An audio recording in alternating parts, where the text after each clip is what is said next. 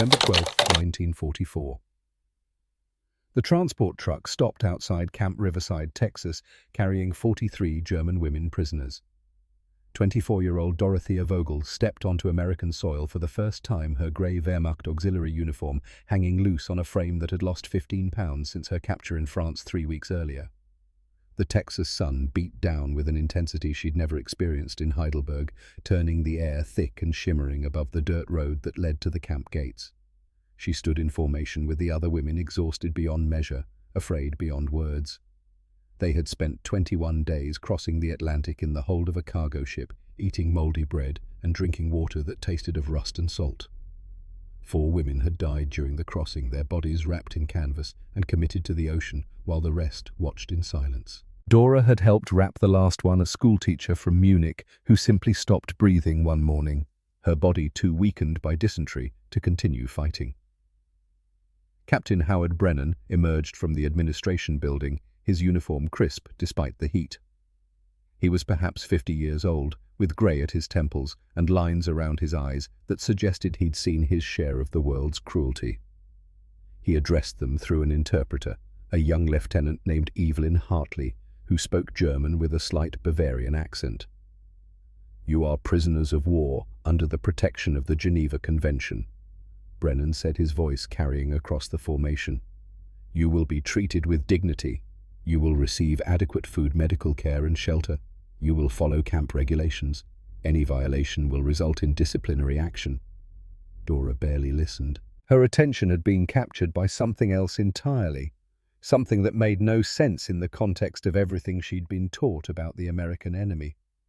From somewhere beyond the administration building, beyond the barracks that lined the camp's perimeter, came an aroma, rich, complex, utterly foreign to her experience.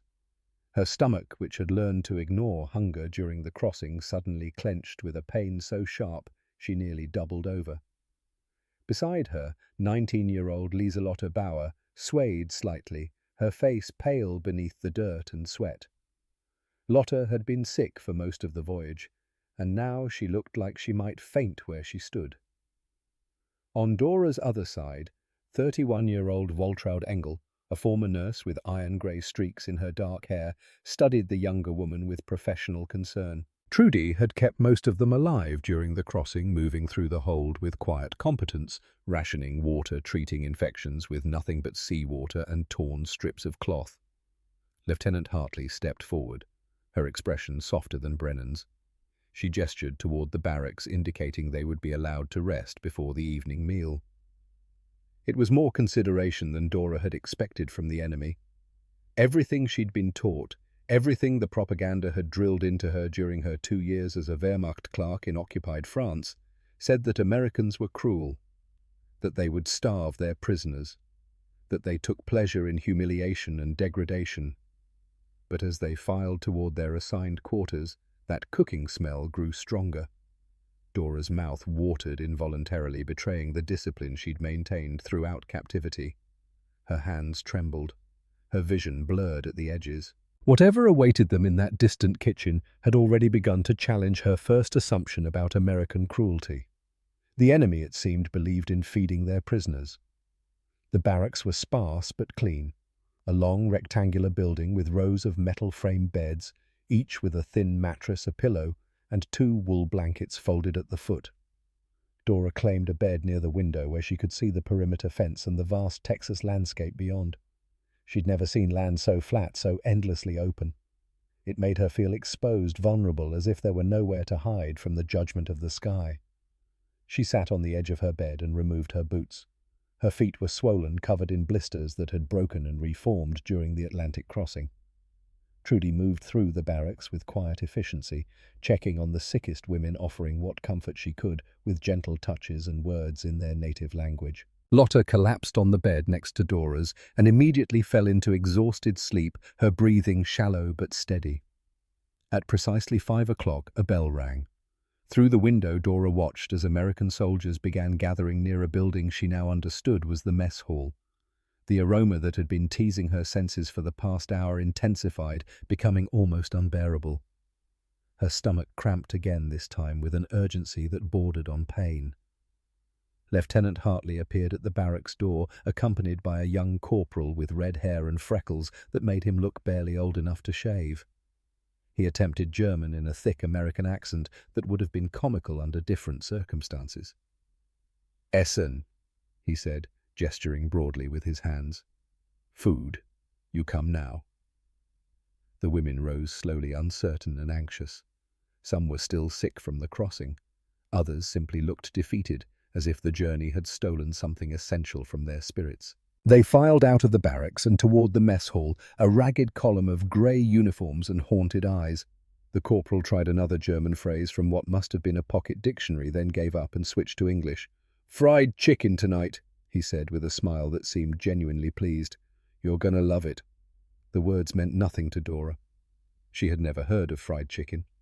In Germany, chicken was boiled, sometimes roasted for special occasions, but always prepared with economy born of scarcity. The concept of frying seemed wasteful, excessive, almost obscene. The mess hall doors opened, releasing a wave of heat and aroma that stopped Dora in her tracks. Her breath caught in her throat. For a moment she forgot how to walk. Long tables stretched the length of the hall, and on each table sat metal trays. Even from the doorway, Dora could see what waited on those trays. 3 pieces of chicken, each one, a deep golden brown that glistened under the overhead lights. The coating looked crispy textured, unlike anything she'd encountered. Beside the chicken sat a mound of mashed potatoes so white they seemed to glow. Green beans, a roll with butter already melting into its surface. Dora's hands began to shake. This couldn't be real. This was some kind of test, some elaborate American trick designed to break their spirits with false abundance before pulling it away and revealing the true nature of their captivity.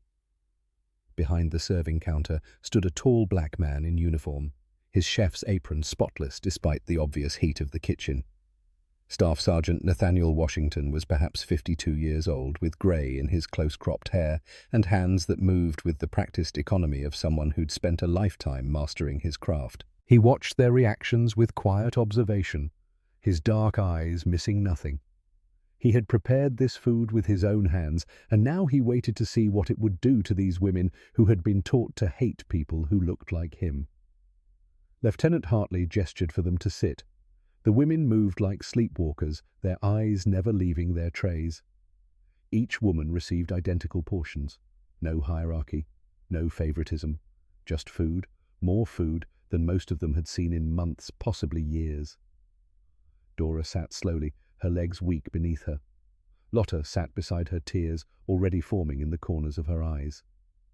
Across the table, a young woman named Anna stared at her portion with an expression that suggested she might break down entirely. No one moved to eat. 43 women sat in absolute silence, confronting food that contradicted every expectation they'd carried across the Atlantic. Captain Brennan stood at the front of the hall and spoke briefly. The interpreter, Lieutenant Hartley, translated with careful precision. "You will eat now. This is your evening meal. You will receive 3 meals daily, every day. This is standard everyday portions like this." The words hung in the air. Standard, every day, portions like this. Trudy Engel picked up her fork with deliberate dignity.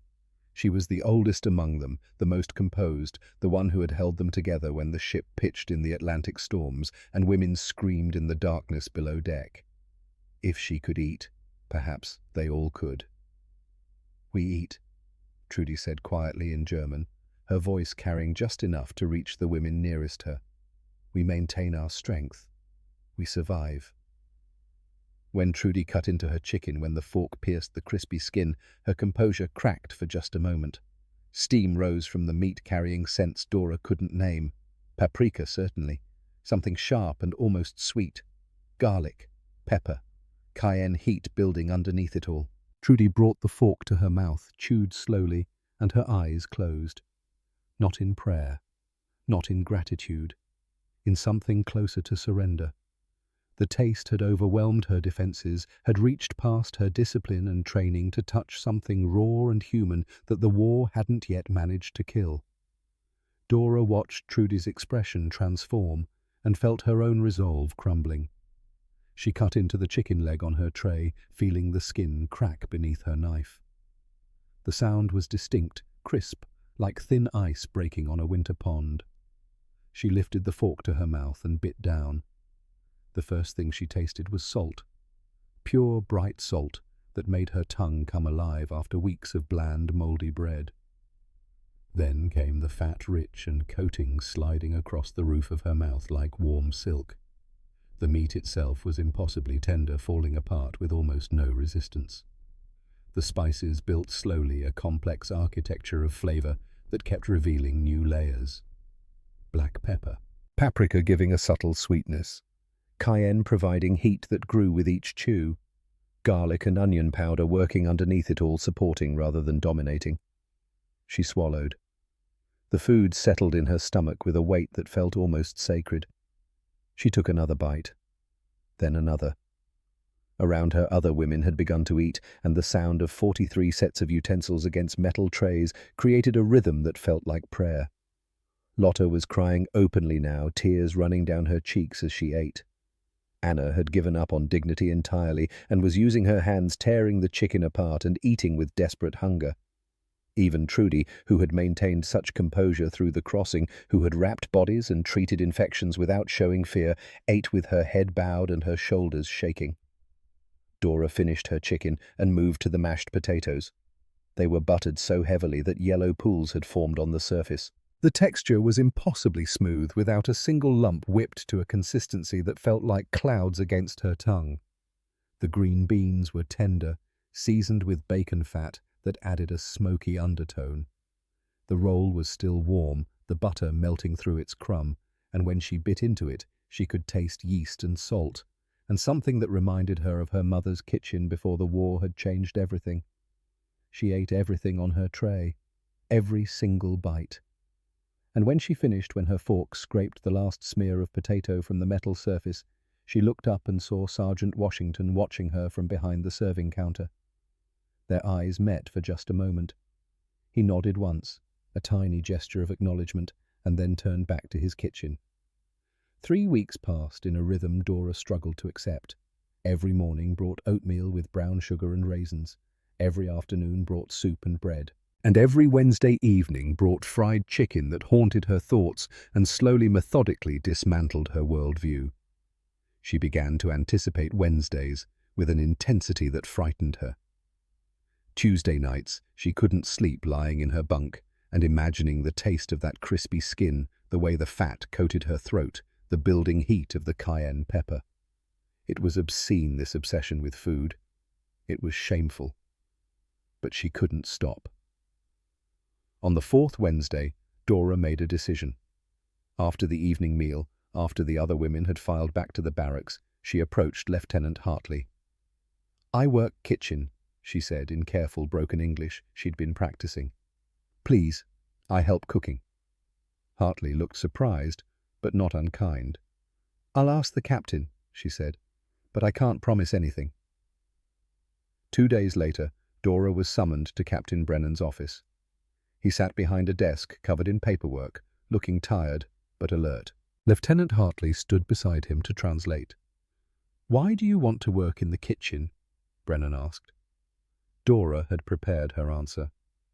"I need purpose. I need work. I can help." "You're still a prisoner," Brennan said. "There are security concerns." "I understand," Dora said. "But I give word. I cause no trouble." Brennan studied her for a long moment, then shook his head. "I'm sorry. The answer is no. It's too much of a risk." Dora left his office feeling something close to despair. She had been refused, denied the one thing that had given her any sense of direction since arriving at Camp Riverside. That evening, she stood outside the mess hall as the cooks prepared dinner, watching through the window as Sergeant Washington moved through his kitchen with practiced precision. She stood there in the November cold, her arms wrapped around herself, watching him work. She came back the next day, and the day after that. Every evening for 2 weeks, she stood at that window observing the rhythms of the kitchen, the way Washington seasoned by instinct rather than measurement, the way he listened to the sound of oil to know when it was ready. Washington noticed her on the 3rd day. He didn't acknowledge her presence, but she could tell he knew she was there. Sometimes he would angle his work so she could see better. Sometimes he would hold up a spice jar just a moment longer than necessary, as if making sure she could identify it. On the 15th day, it rained. A cold Texas rain that cut through her thin uniform and soaked her to the skin within minutes. Dora stood at her window anyway, shivering, watching Washington prepare dough for biscuits. He finally looked up and saw her standing there in the downpour. For a long moment they stared at each other through the rain-streaked glass. Then he set down his work and disappeared from view. Dora thought perhaps he'd gone to call the guards to report her for some violation she didn't understand. Instead, the kitchen door opened and Washington stood there holding a towel. "Come inside before you catch pneumonia," he said in English. Dora didn't understand the words, but she understood the gesture. She stepped inside the warm kitchen and he handed her the towel. She dried her face, her hands feeling the warmth seep back into her bones. Washington returned to his work, and Dora stood against the wall trying to stay out of the way. He didn't speak to her.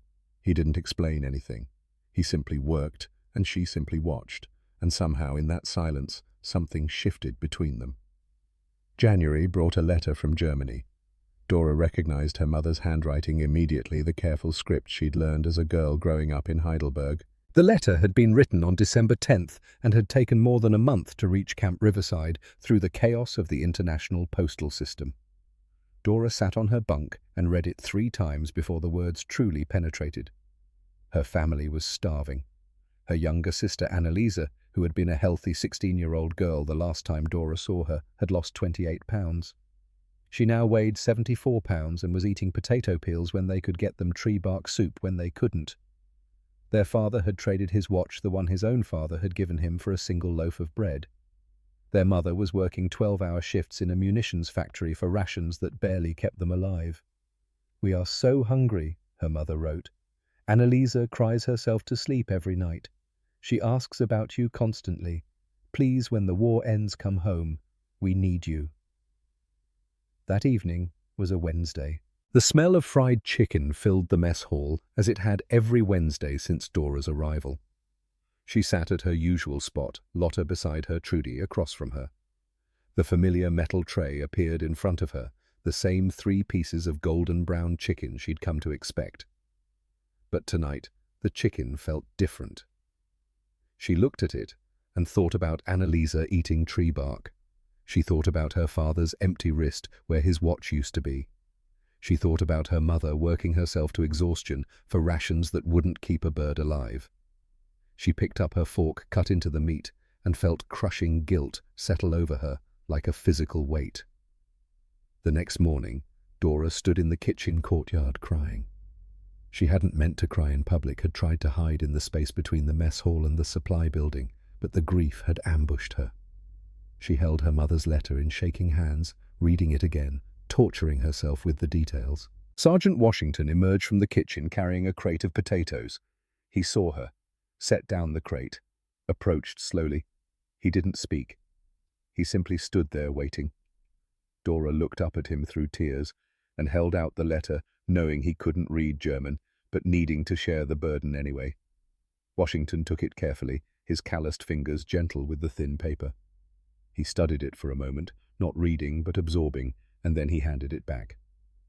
From his wallet, he withdrew a photograph.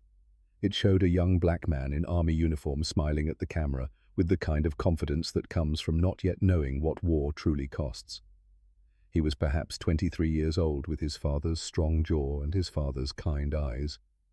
"Benjamin," Washington said quietly. "My son died June 6, 1944, Normandy." Dora didn't need translation for dates. June 6th, D-Day. The invasion that had turned the tide of the war and set in motion the events that led to her capture. She looked at the photograph, then at Washington's face, and understood. They had both lost family to this war. His son had died fighting against her country. Her sister was dying from the consequences of her country's defeat. The war had stolen from both of them, and now they stood in a kitchen courtyard in Texas, sharing their grief in a language that transcended words. Washington carefully returned the photograph to his wallet. Then he looked at Dora with an expression she couldn't quite read and said something in English that she didn't understand. He gestured for her to follow him. They walked to Captain Brennan's office. Washington entered without waiting for permission and spoke rapidly in English while Dora stood nervously by the door. Lieutenant Hartley was summoned to translate. "Sergeant Washington says you should be allowed to work in the kitchen," Hartley explained to Dora.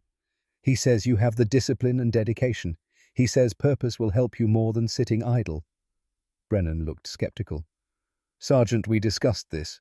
The security concerns haven't changed." "Sir," Washington said, his voice respectful but firm, "if we don't give these women purpose, we're just keeping them in well-fed cages. Let me teach her. Any security issue, she's out immediately, but give her the chance." Brennan studied Washington for a long moment, then turned to Dora. "One chance," he said through Hartley's translation. "Any problem, any violation, and you're back to the barracks permanently." "Understood." "Yes," Dora said. "Yes, I understand. Thank you." On January 20th, 1945, Dora Vogel put on a kitchen apron for the first time. She stood in the Camp Riverside mess hall kitchen facing Sergeant Nathaniel Washington, who regarded her with the same quiet observation he'd shown that first night when 43 German women had confronted his fried chicken, and wept. He gestured to the metal bowls laid out on the prep counter. Raw chicken pieces, pink and cold from the refrigerator, containers of flour and spices arranged in precise order, a large bowl of buttermilk with a faint sour smell that made her nose wrinkle. Washington spoke slowly, demonstrating each step with his hands. First came the buttermilk soak, the chicken pieces submerged completely, the liquid coating each piece with a thin film that would help the flour adhere. Then came the seasoned flour, and this was where his hands moved with the confidence of decades. Salt, black pepper, paprika for color and subtle sweetness, garlic powder and onion powder for depth, cayenne for heat, just enough to make you notice, not enough to overwhelm. He measured, nothing working from instinct, his fingers testing the consistency, the proper ratio of spice to flour. Dora tried to mimic his movements, her own hands clumsy and uncertain. He corrected her gently, guiding her fingers to feel the right texture, showing her how to coat each piece evenly, thoroughly, making sure every inch of chicken was covered. When the chicken went into the hot oil, he showed her how to listen for the right sound. Not a violent spatter, but a steady, purposeful sizzle that meant the temperature was correct. Too hot, and the outside would burn before the inside cooked. Too cool, and the coating would become soggy, greasy, a failure of both taste and texture. This man, whom her propaganda training had taught her to despise, whom the Reich had classified as subhuman, was teaching her his craft with patience and respect. He treated her not as a defeated enemy, not as a prisoner to be managed, but as someone worthy of learning something he valued. He was teaching her that cooking could restore humanity, and she was learning that everything she'd been told was a lie. By evening, Dora stood behind the serving counter beside Sergeant Washington, serving the meal she'd helped create. Her hands still smelled of chicken and oil. Her uniform was splattered with flour. But when Lotta came through the line and looked at her with wide eyes, when Trudy smiled and nodded approval, Dora felt something she hadn't experienced in years. She felt useful. She felt human. She felt for the first time since her capture that she might have a future that extended beyond simply surviving until she could return to a Germany that no longer existed. That night, lying in her bunk, Dora thought about her sister Annalisa eating tree bark soup. She thought about Sergeant Washington's son Benjamin, who died on a beach in Normandy. She thought about the 43 women who had arrived at Camp Riverside expecting cruelty and had instead been given fried chicken that tasted like everything they'd lost and everything they might still become. And she understood finally what the American enemy had done to her. They hadn't broken her with starvation or abuse. They had broken her with kindness, with abundance, with the simple, radical act of treating her like a human being worthy of respect. The propaganda had told her Americans were monsters, but Sergeant Washington had shown her that monsters don't teach you family recipes passed down through generations. Monsters don't share grief over photographs of lost children. Monsters don't give you purpose when you're drowning in despair. Wednesday dinners would continue. The lessons would continue. and Dorothea Vogel would learn what it meant to survive by learning what it meant to truly live. The teaching began in earnest the morning after Dora's first service behind the counter. Sergeant Washington arrived at the kitchen at 4:30, as he did every morning, and found her already waiting by the door. He didn't comment on her eagerness, simply unlocked the kitchen and gestured for her to follow him inside. The first lesson wasn't about cooking, it was about preparation. Washington showed her how to sort the chicken pieces, separating drumsticks from thighs, wings from breasts. He demonstrated the proper way to inspect each piece for quality checking for discoloration, feeling for the right texture. His hands moved with the efficiency of someone who'd performed these tasks 10,000 times, but he slowed down for her benefit, making sure she understood each step. "Chicken must be cold," he said in English, and Lieutenant Hartley, who'd been assigned to translate during kitchen hours, relayed the words in German. "Cold chicken takes coating better. Warm chicken coating slides off." Dora nodded, committing this to memory. She touched the chicken pieces, feeling their cold firmness, understanding through her fingertips what he meant. Then came the buttermilk soak. Washington poured the thick, tangy liquid into a large metal bowl, explaining through Hartley that buttermilk served two purposes. It tenderized the meat, breaking down tough fibers through its natural acidity, and it created a sticky surface that helped the flour mixture adhere during coating. My grandmother Pearl learned this in 1875. Washington said, his voice taking on a different quality, something almost reverent. She was born a slave in Mississippi, freed when she was 10 years old, worked in kitchens her whole life. This recipe, she told me, was the only thing slavery couldn't steal from her people. They could take your freedom, your family, your name, but they couldn't take what you knew how to cook. Hartley translated, and Dora felt something shift in her understanding. This wasn't just food. This was resistance. This was survival encoded in flour and spices and the precise temperature of hot oil. The flour mixture came next, and this was where Washington's expertise became almost mystical. He didn't measure. He simply poured flour into a wide, shallow pan, then began adding spices by feel. 2 cups of all-purpose flour formed the base. Then came 1 tablespoon of salt, coarse and bright. 2 teaspoons of black pepper, freshly ground that morning. 1 teaspoon of paprika for color, and a subtle sweetness that would caramelize in the hot oil. 1/2 teaspoon of cayenne pepper for heat that built slowly rather than attacking. 1/4 teaspoon of garlic powder. 1/4 teaspoon of onion powder. These last 2 working underneath everything else, supporting rather than dominating. He mixed the spices into the flour with his hands, his dark fingers disappearing into the white powder, working it until the color was uniform throughout. Then he held up a pinch between his thumb and forefinger, brought it to his nose, inhaled deeply and nodded satisfaction. "Smells right," he said. "Recipes live in your hands, not in books." Dora watched, mesmerized. In Germany, cooking had been about scarcity, about making nothing into something, about stretching rations until they screamed. Here in this Texas kitchen, cooking was about abundance, about layering flavors, about creating something that brought joy rather than simply preventing starvation. Washington demonstrated the coating process. Each piece of chicken came out of the buttermilk dripping, and he let the excess drain for just a moment before placing it in the seasoned flour. Then his hands worked quickly, pressing the flour into the meat, turning the piece, making sure every surface was covered completely. No bare spots, no thin patches, just an even, thorough coating that would become the crispy shell she'd come to crave. "Now you try," he said. Dora's first attempt was clumsy. She pulled a drumstick from the buttermilk, but she didn't let it drain enough. When she placed it in the flour, the excess liquid created clumps, uneven patches that would never fry correctly. Washington gently took the piece from her, scraped off the coating, and returned it to the buttermilk. "Again," he said. "Watch the drip. Count to 3, then coat." She tried again. This time she let it drain too long, and the buttermilk dried on the surface, creating a sticky film that resisted the flour. Washington shook his head, patient but firm. "Feel it," he said. taking her hand and placing it on a properly drained piece. Not wet, not dry, damp, like morning grass. Dora closed her eyes and focused on the sensation.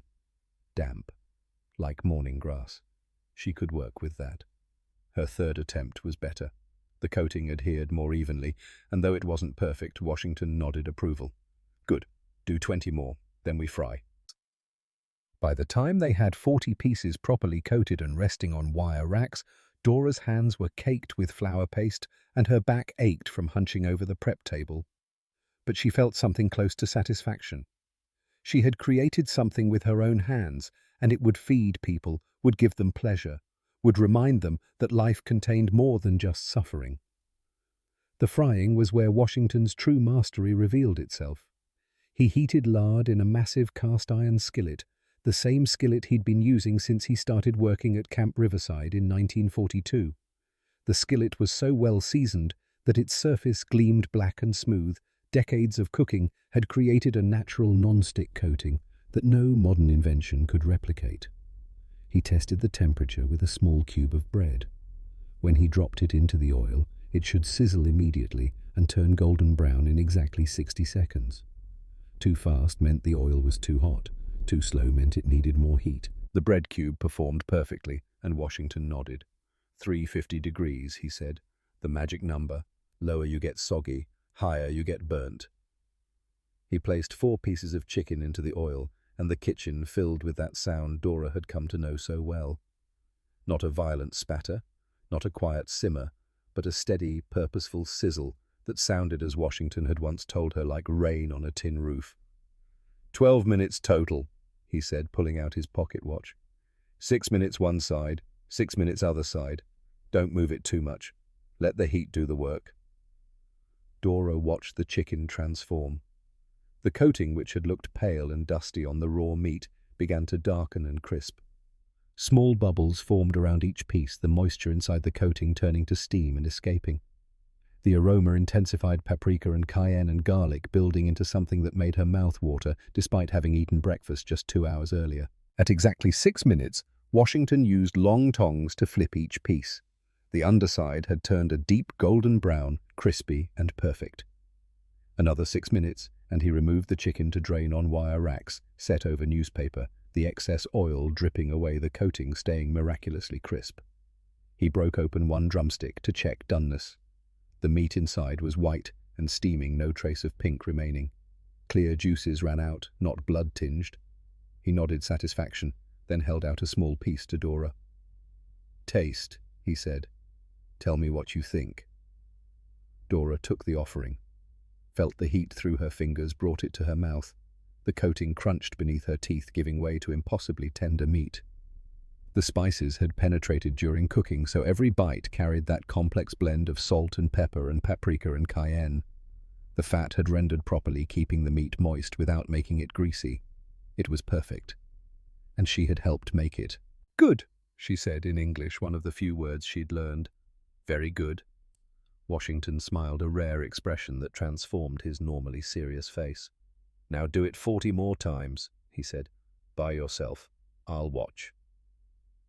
February passed in a rhythm of flour and buttermilk and the steady sizzle of frying chicken. Dora's hands, which had been soft from her years as a Wehrmacht clerk, developed calluses from handling hot pans and rough from constant washing in harsh soap. But she didn't mind. The work gave her purpose, gave her something to think about besides the war and her starving family and the impossible question of what came next. Other women began joining the kitchen work. Lotta helped with preparation on Tuesdays, peeling potatoes and snapping green beans under Dora's instruction. Trudy assisted with cleanup on Thursdays, organizing the dishwashing and ensuring everything was properly sanitized. Even young Anna, who'd cried through that first chicken dinner, found her place helping with breakfast service, learning to make the oatmeal creamy and the coffee strong. The barrier between prisoner and captor began to blur in subtle ways. Corporal Vernon Ashford, the red-haired young man who'd tried to speak German that first day, started sitting with the German women during meals. He carried a German phrasebook everywhere, attempting conversations that were more gesture than grammar. He showed them photographs of his family's farm in Nebraska, 500 acres of corn and wheat, and spoke about his parents and his younger sister with obvious affection. Lotta, who was learning English faster than the others, began to translate for him. Then she began to sit a little closer. Then she began to smile when he approached. Dora watched this courtship develop with mixed feelings. Hope, because it suggested a future beyond barbed wire and prisoner status. Fear, because loving the enemy was a betrayal of everything they'd been taught. But who was the enemy now? The man who brought Lotta wildflowers from the Texas prairie. The man who'd asked Captain Brennan's permission to court her properly. The sergeant who taught her to cook with patience and dignity. One evening in late February, Washington emerged from the kitchen and sat at their table. It was unprecedented. The kitchen staff never ate with the prisoners. But Washington carried his tray to where Dora, Lotta and Trudy sat, and he asked through Lieutenant Hartley if he might join them. The mess hall went quiet. Everyone watched. "Please," Dora said in careful English. "You sit." Washington settled onto the bench and began to eat. For several minutes no one spoke. Then he began to talk, and Hartley translated, and Dora learned things about this man who had changed her understanding of the world. He was 52 years old, born in Mississippi in 1892. His grandmother, Pearl, had been born into slavery in 1865, the year the Civil War ended. She'd raised him after his mother died of influenza in 1905, teaching him to cook in the kitchen of a white family's plantation house where she worked. She'd taught him that cooking was dignity, that no matter what the world took from you, they couldn't take what you knew, what you could create with your hands. He'd fought in the First World War, serving in the 92nd Infantry Division, one of the segregated black units that the Army grudgingly allowed to exist. He'd seen combat in France, had earned medals his country barely acknowledged. He'd returned to Mississippi in 1919 and found that nothing had changed, that wearing the uniform and risking his life hadn't earned him any more respect than he'd had before. So he'd joined the Army again in 1940 when the next war began, hoping that this time might be different. He'd been assigned to cook, because that's what black soldiers did in an army that still didn't trust them to fight. And he'd discovered that he didn't mind. Cooking fed people. Cooking brought comfort. Cooking was a way to fight the war without killing anyone. His son Benjamin had been different. Benjamin had wanted to prove himself in combat, had volunteered for the most dangerous assignments, had been part of the first wave at Normandy on June 6, 1944. He'd made it off the beach, had pushed inland with his unit, and had been killed by artillery fire on June 7th while securing a French village whose name Washington couldn't pronounce. "I got the telegram, July 15th. Washington said, his voice steady, but his eyes distant. "My commanding officer," he tried to be gentle about it. "But there's no gentle way to tell a father his son is dead." Hartley's voice cracked slightly as she translated. The mess hall remained absolutely silent. "Benjamin's last letter reached me in August," Washington continued. "He'd written it June 1st, 5 days before the invasion. He said that if anything happened to him, I should keep cooking. He said that feeding people, taking care of people, that was how we win. Not by killing, but by living. By refusing to let hate turn us into something less than human." Washington looked at Dora directly. "Your sister in your letter. She's starving because of this war. My son is dead because of this war. We're all paying the price for what our leaders chose. But we don't have to keep paying it forever. We can choose something different." Dora felt tears burning in her eyes. "I'm sorry," she said in broken English. "I'm sorry for your son." "I know," Washington said, "and I'm sorry for your sister." They sat together in that silence, a black American sergeant and a German prisoner united by grief and fried chicken, and the radical notion that maybe, just maybe, they were never each other's enemies. Maybe the enemy was the war itself. March arrived with warmer weather and the kind of Texas wildflowers that transformed the prairie into a painting. The war news that filtered into Camp Riverside spoke of Allied advances, of German cities falling of an end that seemed both inevitable and impossibly distant. Dora threw herself into kitchen work with increasing intensity. She could cook the chicken by herself now, could judge the oil temperature by sound, could create that perfect golden brown coating that crunched just right. Washington had taught her his other recipes too. Biscuits that required folding the dough precisely 7 times, no more, no less. Collard greens cooked with ham hock until they were tender enough to melt on your tongue. Cornbread that was sweet and savory simultaneously, with a crust that crackled and an interior that stayed impossibly moist. On March 20th, Corporal Ashford formally asked Captain Brennan for permission to court Lotta with intent to marry. Brennan surprisingly granted permission, though he warned that marriage between a soldier and a prisoner of war would create legal complications that might take years to resolve. Ashford didn't care. Lotta didn't care. They were young and in love, and the war had taught them that tomorrow might never come, so you had to grab happiness when you found it. Dora watched their happiness with a mixture of joy and envy. She was happy for Lotta truly, but she couldn't help wondering if she would ever have that kind of hope, that kind of future. Her family was starving in Germany. She was a prisoner in Texas. What future could possibly exist for someone caught between those two impossibilities? The answer came on March 25th in the form of a letter that would break her completely before beginning to rebuild her into something new. The letter had been written on February 28th and had taken nearly a month to reach her through the chaos of the international postal system.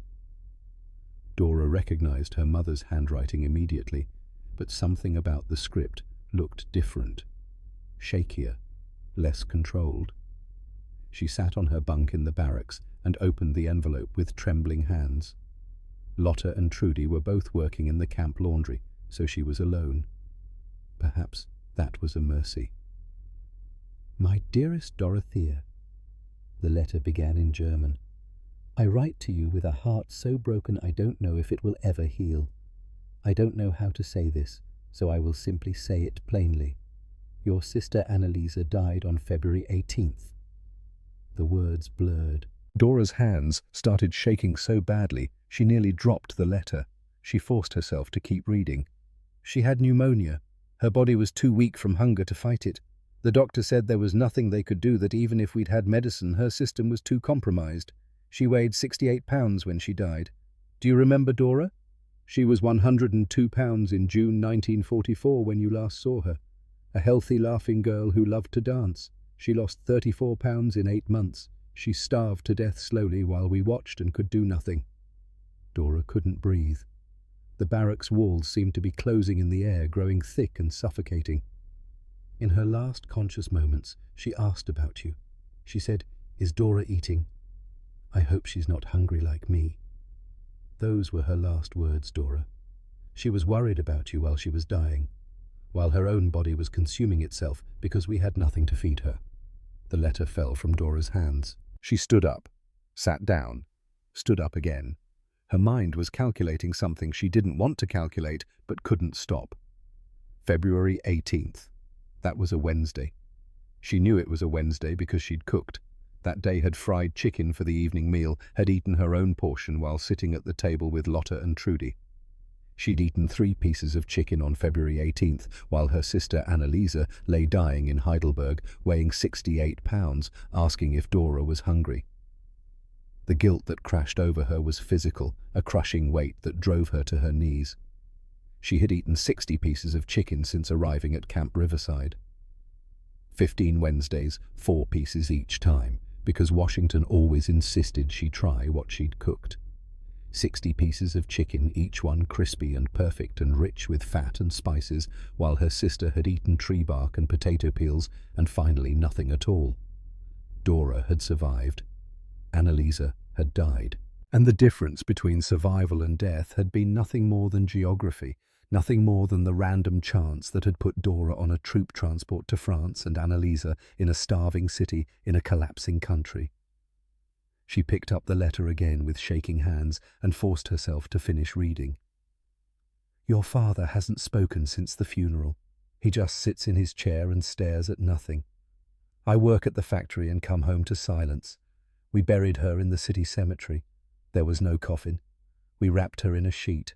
There was no funeral service because the priest is dead, 2 killed in the bombing last month.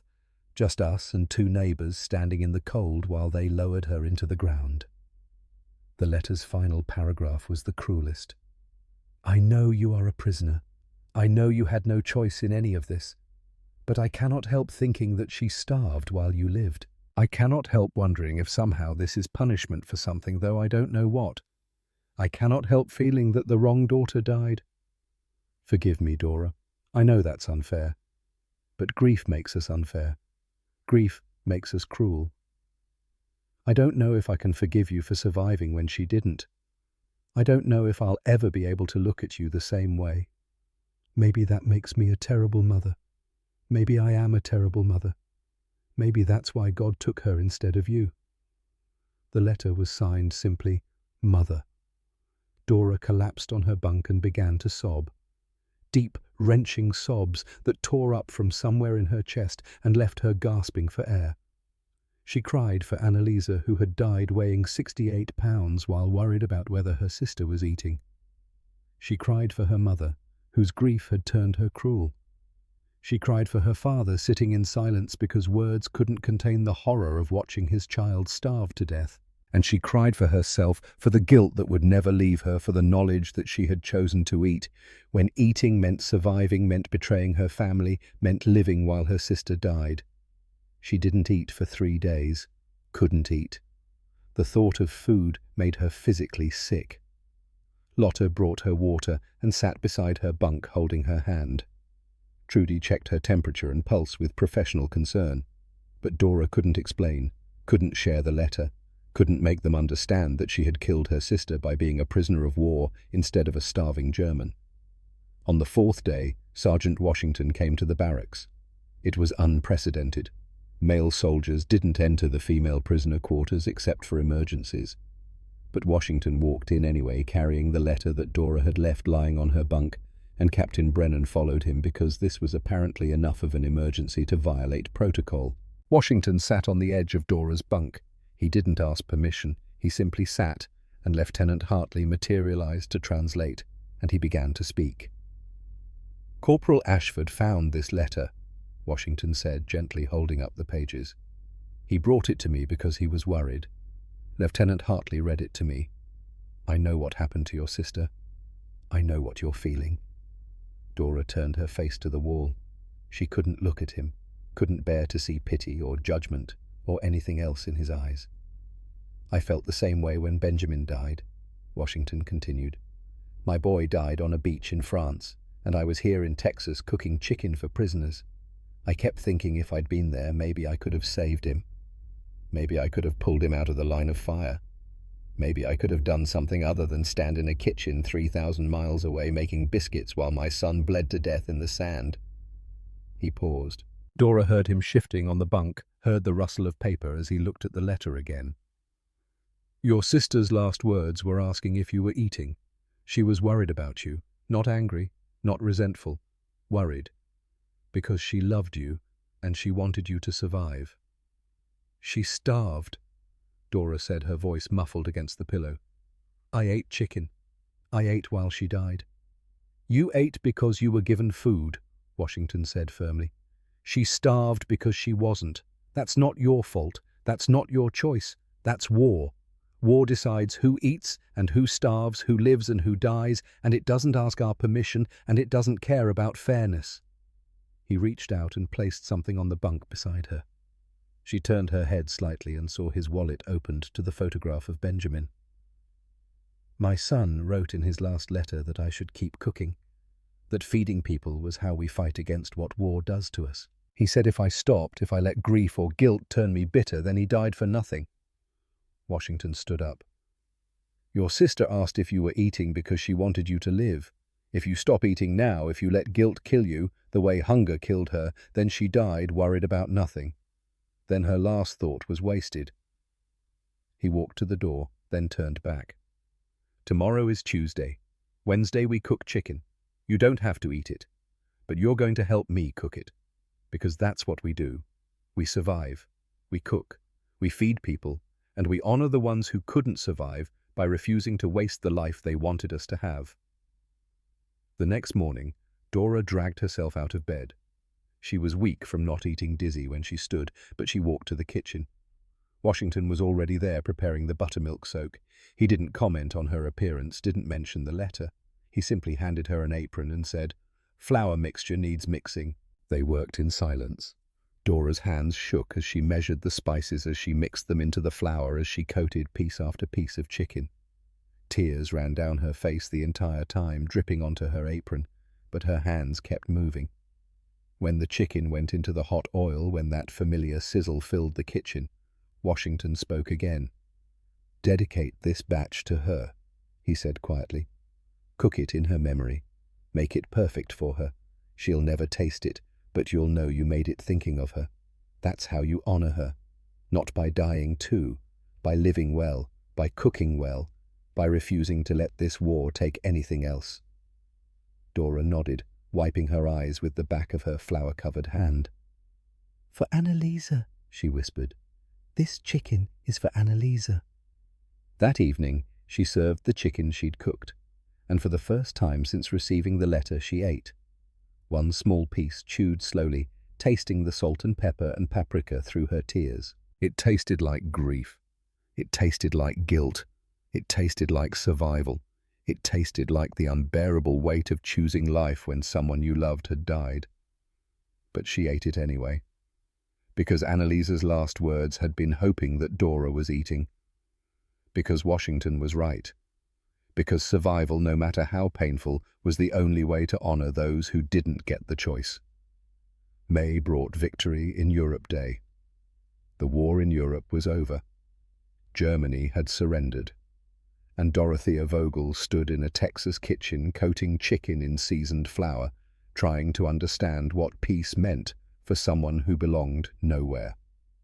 May 8th, 1945. Victory in Europe Day. The war was over. Camp Riverside erupted in celebration. American soldiers cheered, embraced, opened bottles of beer they'd been saving for this moment. Someone found a radio and music poured out across the compound, big band swing that made the young men dance and shout with relief that they wouldn't be shipping out to Europe, that they'd survived, that they could go home. Dora stood at the kitchen window watching the celebration, feeling nothing. Lotta came running from the laundry, tears streaming down her face, and threw her arms around Corporal Ashford, who spun her in circles while laughing. Trudy sat on the barracks steps with her face in her hands, shoulders shaking, though whether from joy or grief, Dora couldn't tell. The war was over. Germany had lost, and Dora felt only emptiness. Lieutenant Hartley found her in the kitchen an hour later, still standing at the window, still watching the celebration with the detached interest of someone watching something that had nothing to do with her. "You should be celebrating," Hartley said gently in German. "Celebrating what?" Dora asked. "My country's defeat. My sister's death. The fact that I have nowhere to go." Hartley had no answer for that. That evening, Captain Brennan called an assembly. All 43 women gathered in the mess hall, and Brennan stood before them with an expression that was both relieved and troubled. "The war in Europe has ended," he said, and Hartley translated. "Within the next 6 to 8 weeks you will be repatriated to Germany. The paperwork is being processed now. You'll be going home." Home. The word hung in the air like something toxic.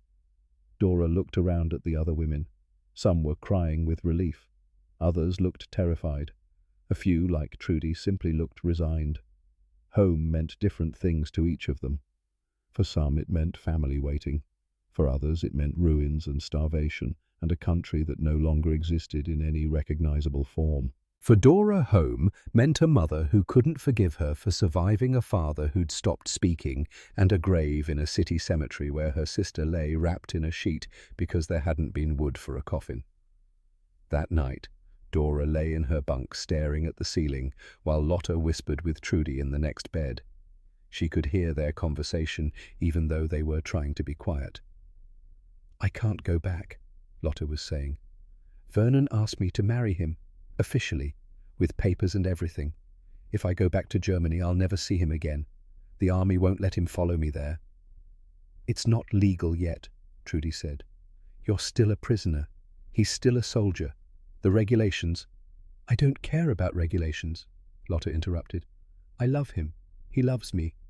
And Germany has nothing for me." My parents died in the bombing in 1943. My brother is missing somewhere on the Eastern Front. I have no one there. But here, I have Vernon. I have a future. Silence. Then Trudy spoke again, her voice so quiet Dora had to strain to hear. My family wrote me last month, Trudy said. My husband remarried. He thought I was dead. They had a funeral for me in Hamburg in 1944. He married my cousin 6 months later. They have a baby now. He wrote asking me not to come back, that it would be too complicated, that it's better if everyone thinks I died. Dora heard Lotta's sharp intake of breath.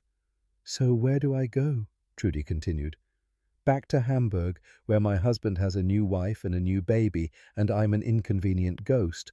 Or do I find something else, something new, something that doesn't require me to be dead?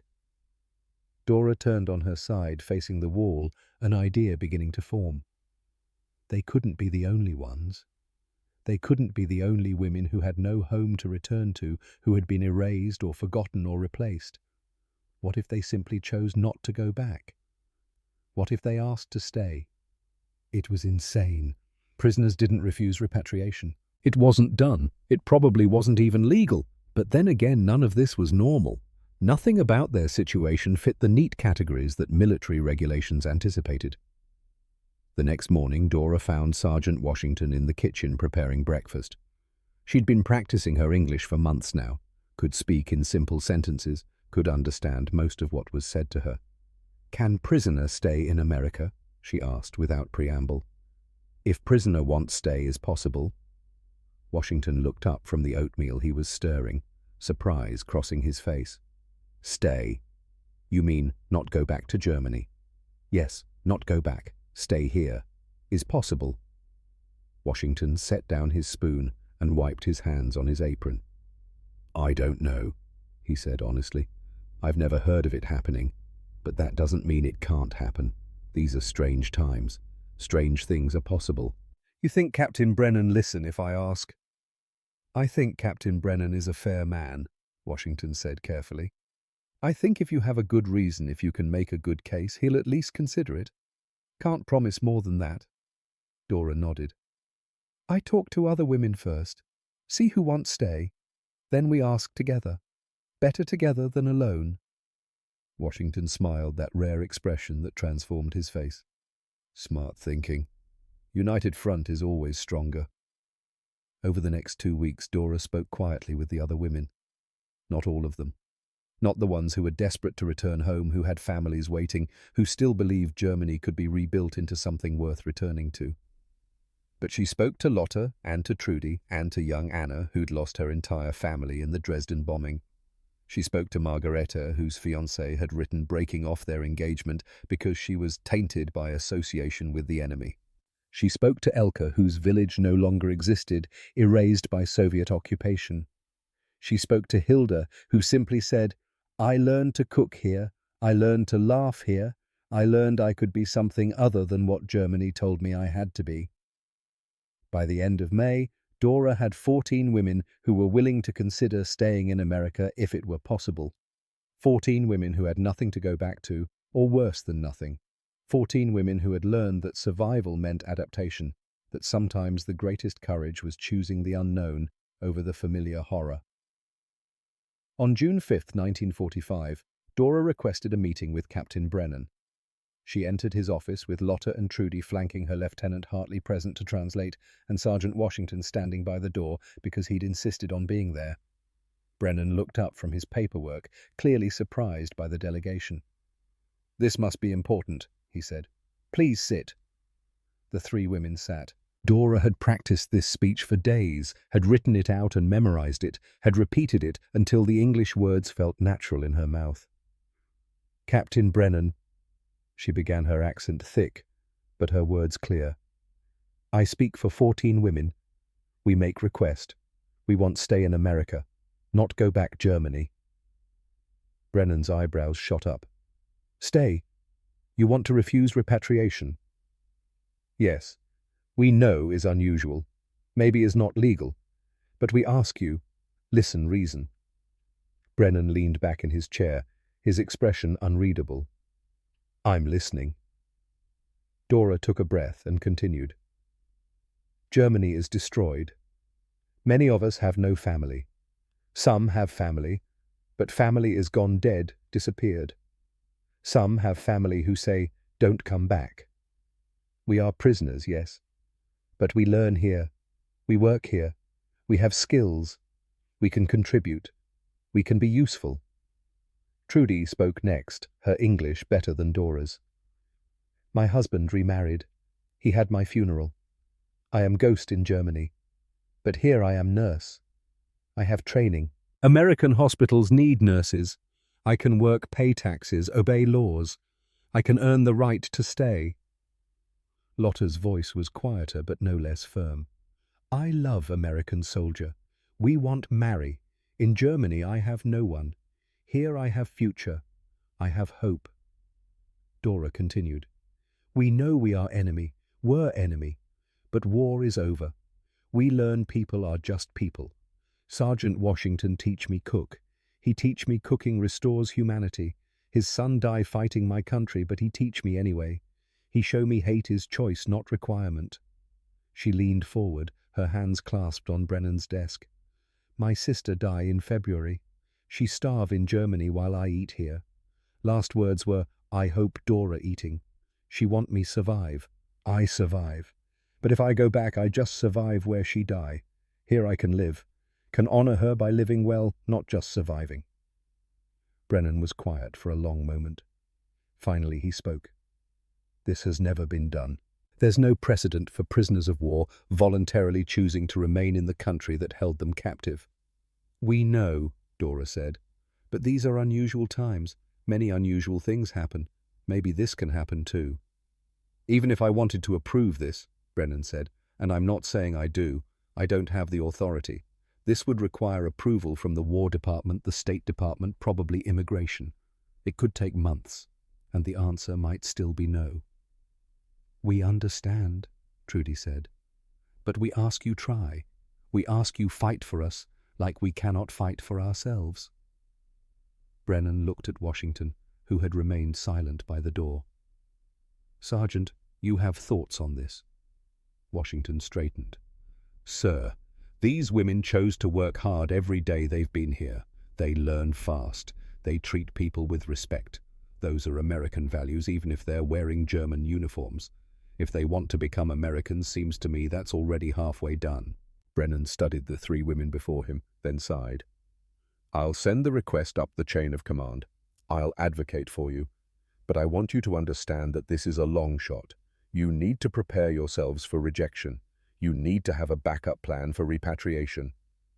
Dora nodded. We understand. We're grateful you try. That is enough. But it wasn't enough. Not really. Because now that the possibility existed, now that the question had been asked, going back to Germany felt impossible. They'd opened a door and seen light beyond it, and closing that door would be like dying. June crawled by with agonizing slowness. Brennan sent telegrams, made phone calls, wrote letters on official letterhead. The 14 women waited, trying to maintain routines, trying not to hope too much, trying to prepare for disappointment. 4 women withdrew their applications after receiving letters from family begging them to come home. The guilt was too much. The pull of family, even family that might reject them, was stronger than the promise of a new life in a strange country. That left 10 women, 10 souls caught between worlds. Lotta married Corporal Vernon Ashford on August 1st in a quiet ceremony performed by the camp chaplain. Lieutenant Hartley had found a legal loophole. If Lotta married an American citizen, her status changed from enemy prisoner to military dependent. It didn't guarantee she could stay permanently, but it complicated the repatriation process enough to buy time. Dora stood as witness, wearing a dress that Hartley had found for the occasion. She watched Lotta and Vernon exchange vows, watched them kiss with tears streaming down both their faces, and felt something close to joy. If Lotta could build a life here, maybe Dora could too. Maybe they all could. The telegram arrived on September 10th, 1945. Brennan called the 10 women to his office, his expression impossible to read. Dora's heart hammered in her chest as they filed in standing because there weren't enough chairs. Brennan held up the telegram. "I received the official response this morning," he said, and Hartley translated. "The request has been approved for 11 applicants." 11. They'd only submitted 10 applications after the 4 withdrew. Lieutenant Hartley's application was processed separately, Brennan explained. She requested reassignment to civilian status so she could sponsor refugees. The army approved it. Hartley was crying, her hand pressed to her mouth. "However," Brennan continued, 3 applications were rejected due to security concerns. Former Nazi Party members cannot be granted voluntary non-repatriation status. Dora felt ice in her stomach. She'd never been a party member. Neither had Lotte or Trudy. But Anna had been in the Bund Deutscher Mädel, the girls' branch of the Hitler Youth. And Margaretta's father had been a party official. "The approved applicants are," Brennan read from the telegram, and Dora held her breath as he listed names. Hers was 3rd, Lotte's was 5th, Trudy's was 7th. Anna's name was not called, neither was Margaretta's, nor was Elke's, whose Wehrmacht identification had listed party membership from 1937. Dora looked at Anna, whose face had gone white. 19 years old. She'd joined the Bund Deutscher Mädel because every German girl did. That childhood choice would send her back to ruins. "I'm sorry," Brennan said. He meant it. "I fought for all of you, but there are limits to what even a sympathetic officer can do." The approved women were given 90 days to find employment and housing. They would be released from prisoner status and granted 2-year probationary residency. If they maintained employment, obeyed laws, and demonstrated good character, they could apply for permanent residency after 2 years and citizenship after 5. It was more than Dora had dreamed possible. It was everything. And it was bittersweet, because Anna stood in Brennan's office crying, because Margaret looked like she'd been struck because 3 women would return to a Germany they'd tried to escape. That evening, Sergeant Washington cooked a celebration meal. Fried chicken, of course, but also cornbread and collard greens and chocolate cake made with real chocolate that he'd been saving for a special occasion. The 7 approved women sat at one table. The 3 rejected women sat at another, though Dora begged them to join. "No," Anna said, her voice hollow. "This is your celebration. Let us grieve in our own way." Before the meal was served, Dora stood.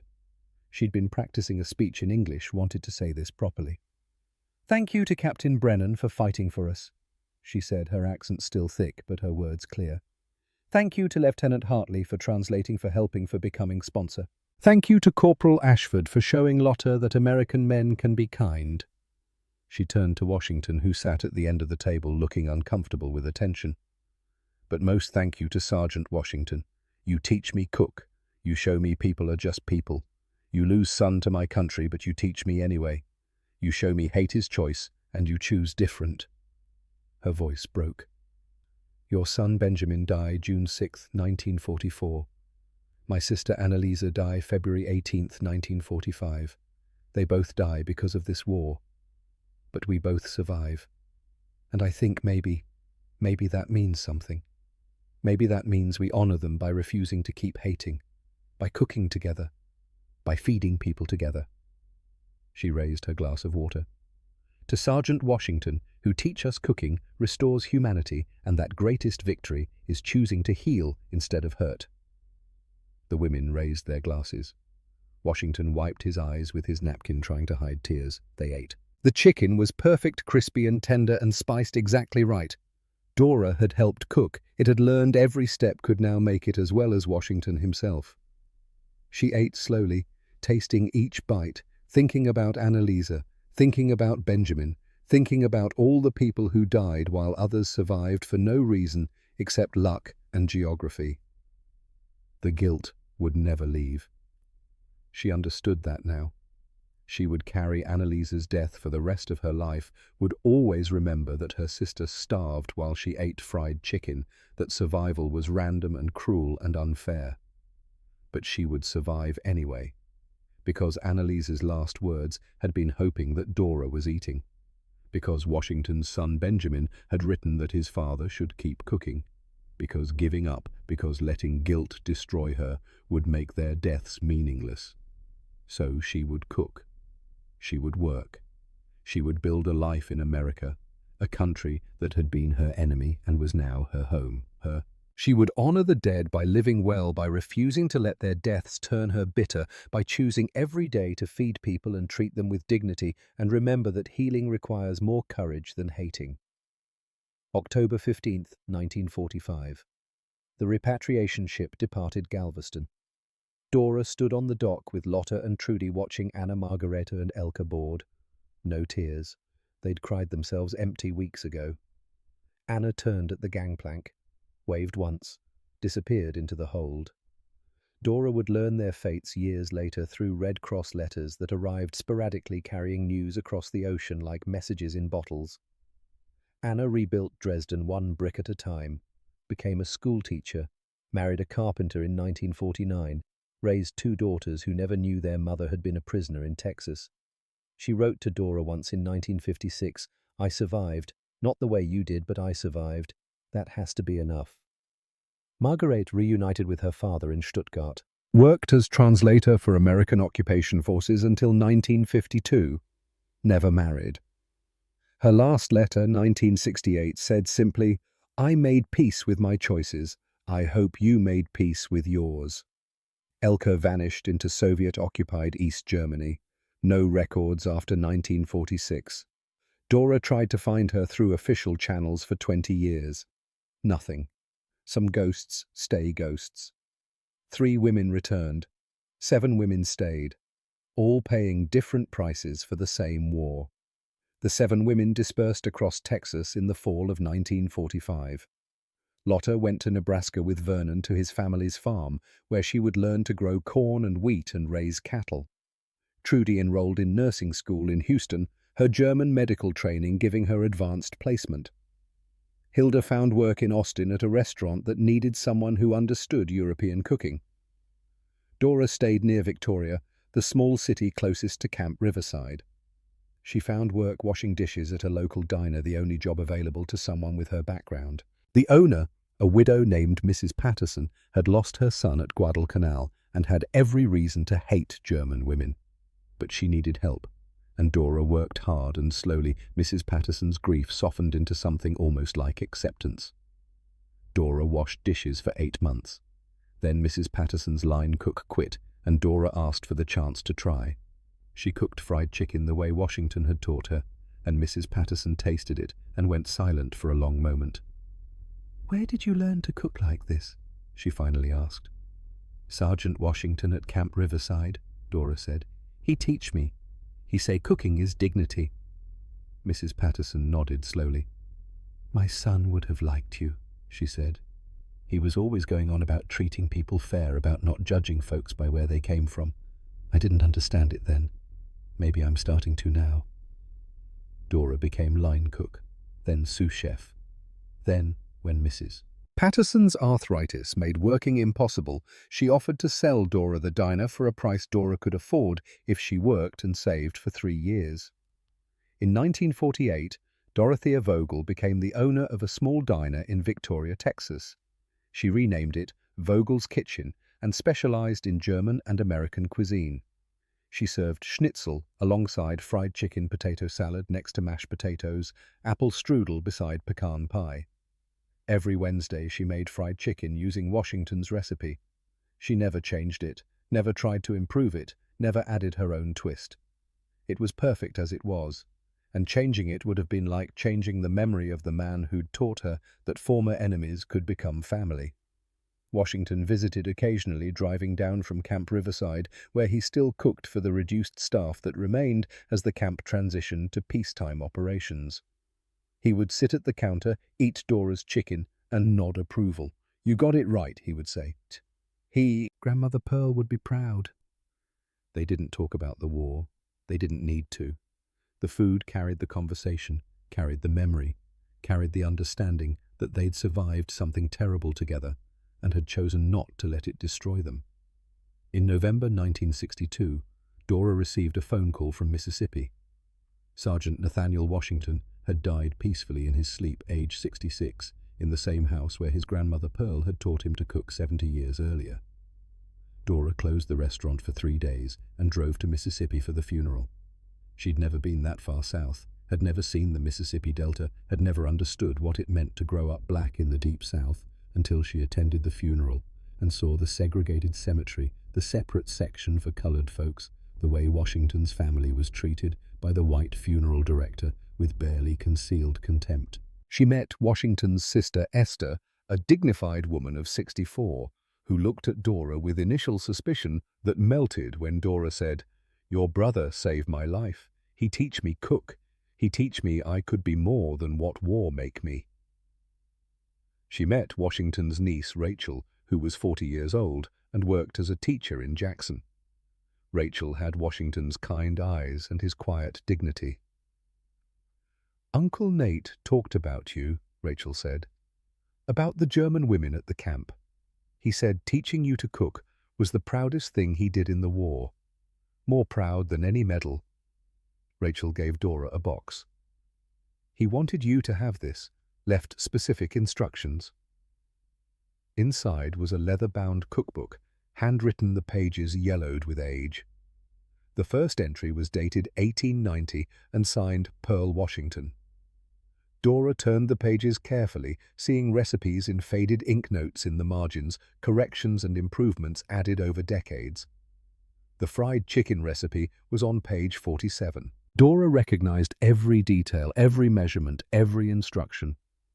At the bottom of the page, in more recent ink, Washington had written, "Taught to Dorothea Vogel, 1945. She learned it perfect. Passed this knowledge forward. Grandmother Pearl's legacy lives through a German girl who became American through chicken and kindness. If that ain't victory, I don't know what is." Nathaniel Washington, 1960. Dora held the cookbook to her chest and cried in Rachel's living room while the family gave her privacy. At the funeral, Dora asked if she could speak. The preacher, a black man who'd known Washington for 30 years, looked surprised, but agreed. Dora stood before the congregation, the only white person in the church, and spoke in English that was still accented but clear. "Sergeant Washington teach me that war destroys, but cooking builds. That fighting kills, but feeding heals. That weapons divide, but recipes unite." She looked at the simple wooden coffin. "His son Benjamin die fighting my country. He could hate me, should hate me maybe, but he choose different. He teach me instead. He show me that hate is choice and he choose different." Her voice strengthened. "Every Wednesday for 17 years I cook his chicken, use his recipe, use his grandmother's wisdom. I cook until I die, and I teach someone else, and they teach someone else, and that is how knowledge defeats hatred, not by fighting, by feeding, by teaching." She sat down, and the congregation was silent.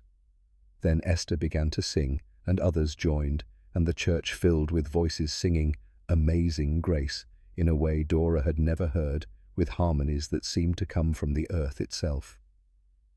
After the funeral, Rachel took Dora aside. "Uncle Nate had something else for you." She handed Dora an envelope. Inside was a photograph of Washington in his army uniform, taken in 1943 when he first arrived at Camp Riverside. He looked younger, stronger, hopeful in a way that war would eventually wear down. On the back he'd written, "To Dora, you're the daughter Benjamin never gave me. Cook with love, feed with dignity, and remember that teaching heals what war destroys. Your American father, Nate." Dora drove back to Texas with the cookbook on the passenger seat and the photograph in her pocket over her heart. November 12th, 1970. 26 years to the day since Dora had first stepped off that transport truck and smelled fried chicken for the first time. Vogel's kitchen had grown. Dora now owned 3 locations, the original in Victoria, a second in Houston, and a third in Austin. All 3 served fried chicken every Wednesday, using the same recipe, maintaining the same standards. Marcus Washington, Rachel's son, managed the Houston location. Dora had hired him in 1965 when he was 18, fresh out of high school, and uncertain about his future. She'd taught him to cook the way his great-great-grandmother Pearl had taught his great-uncle Nathaniel. The knowledge had passed from slave to soldier to prisoner to the next generation, each hand teaching the next, each person adding their understanding while respecting what came before. That evening, Dora hosted a reunion at the Victoria location. 9 of the original 11 approved women came. Two had died: Hilda from cancer in 1967, Frida from a car accident in 1969. Lotta arrived from Nebraska with her husband Vernon and 6 grandchildren. She was 45 now, grey streaking her blonde hair, but still quick to laugh. Trudy came from Houston, retired after 23 years as a nurse, carrying photographs of the hundreds of babies she'd helped deliver. They sat around a long table in the closed restaurant. These women who'd been enemies and prisoners and were now Americans, now citizens, now grandmothers and business owners and nurses and teachers. Dora cooked the chicken herself, using Grandmother Pearl's recipe. Washington's technique, her own practiced hands. She served it with mashed potatoes and green beans and cornbread, the same meal they'd eaten that first night 26 years ago. Marcus watched her cook, taking notes the same way Dora had watched Washington through the kitchen window in 1944. The circle completing itself, the knowledge passing forward. Before they ate, Dora stood to speak. She was 49 years old now, an American citizen for 18 years, a business owner for 12. She spoke in English with barely a trace of accent. 26 years ago we arrive at Camp Riverside. 43 German women, scared and hungry and expecting cruelty. Instead, we got fried chicken.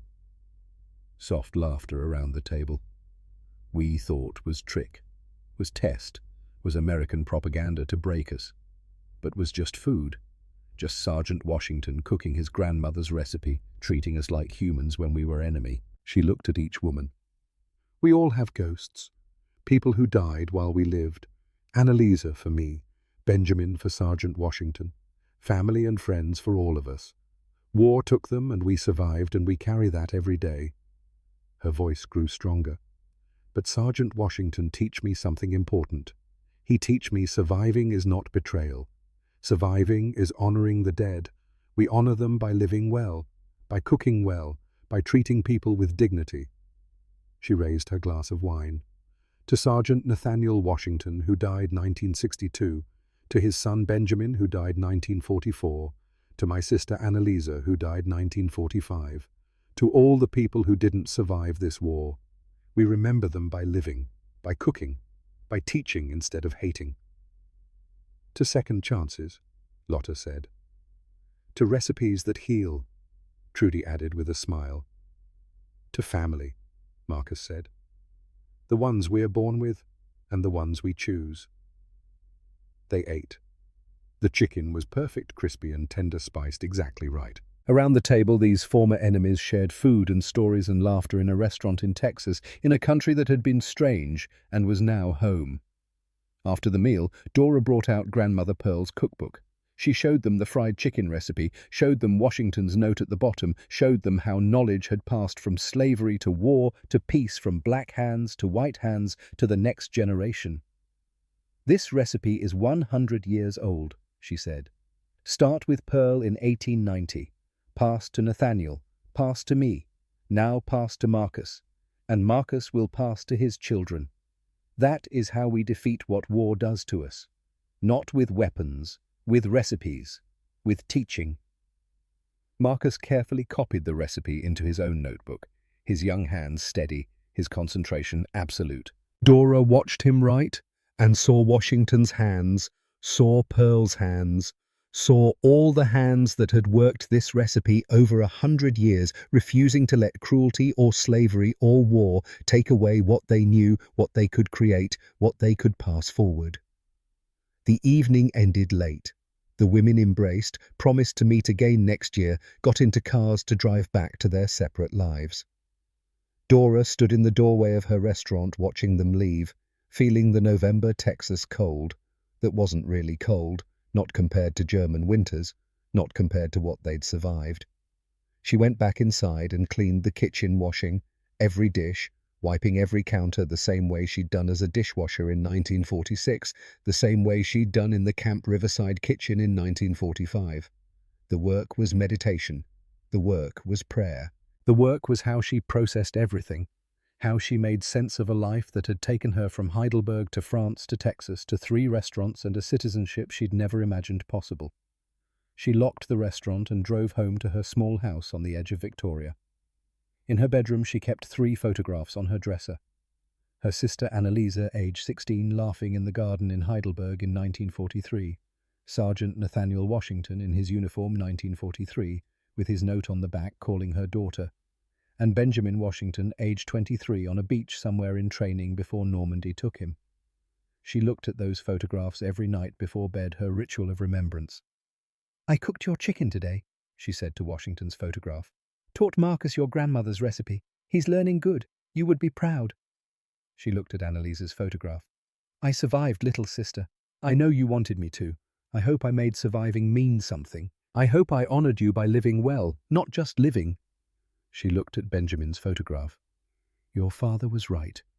Feeding people is victory. Thank you for showing him that."